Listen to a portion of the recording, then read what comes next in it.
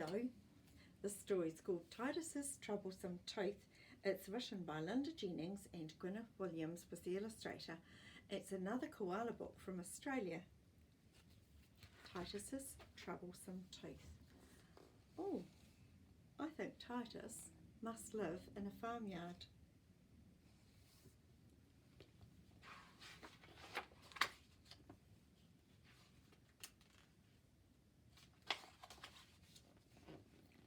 Titus the goat ate everything. He ate carrots and cabbage. He ate dandelions and dock leaves. He ate prickly, tickly thistles. He does eat a lot of things, doesn't he? And he even ate Farmer Harry's pants and vests off the washing line. Titus absolutely loved eating until one day. Now I need to tell you something. At the bottom down here there are 3 little dots, and that means there's something else to tell you. It's called an ellipsis. Can you say that? Ellipsis. It means something else is coming. So let's turn the page and find out what that is. He woke up with a terrible pain. He didn't want his breakfast. And he didn't want to munch and crunch the apples in the orchard. He wasn't even tempted to nibble at Mrs. Harry's nightdress. Titus felt as miserable as... There's another ellipsis, so there's something else to say. So Titus felt as miserable as... well, as miserable as a goat with toothache. He was very grouchy, grumbly goat indeed. "That's a troublesome tooth," said Jerry the donkey. "Open your mouth and I'll pull it out with my big strong teeth." Oh, that's Jerry the donkey.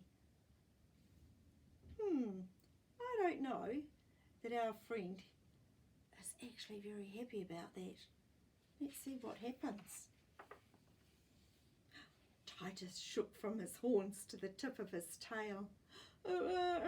No thanks," he bleated.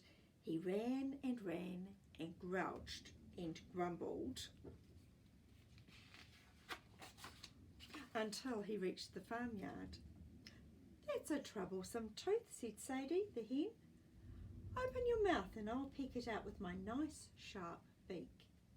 Titus quivered on all 4 hooves. No thanks," he cried.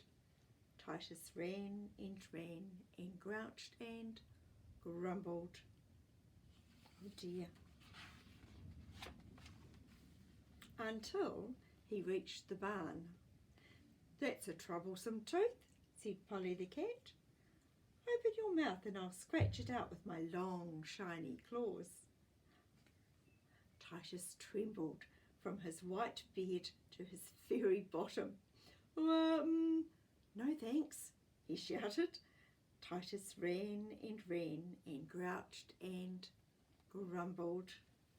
And there's our ellipsis down the bottom. Until he reached the meadow. "That's a troublesome tooth," said Basil the bull.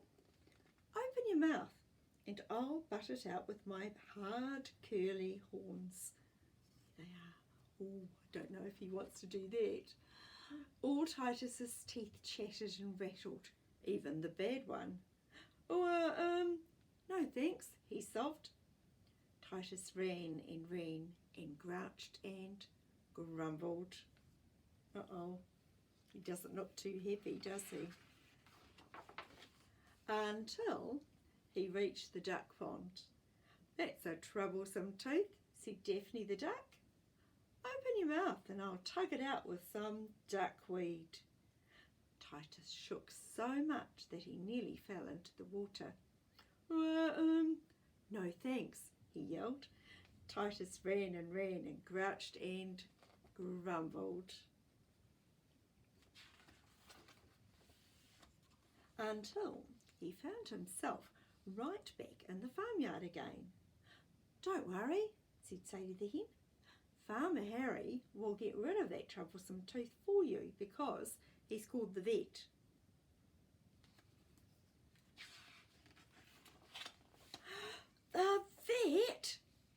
shouted Titus. He quivered and he shivered. He trembled and he shook. His teeth rattled and chattered, even the bad one. No way do I want the vet. Titus ran and ran and grouched and grumbled until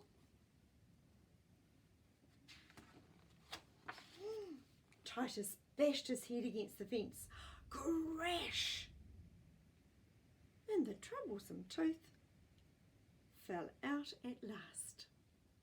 Oh, and there it is, flying through the air. And there is our friend Titus, sitting back, telling everybody about his tooth and the adventure he had to get it out. What a funny story. Until next time, my friends, ka kite.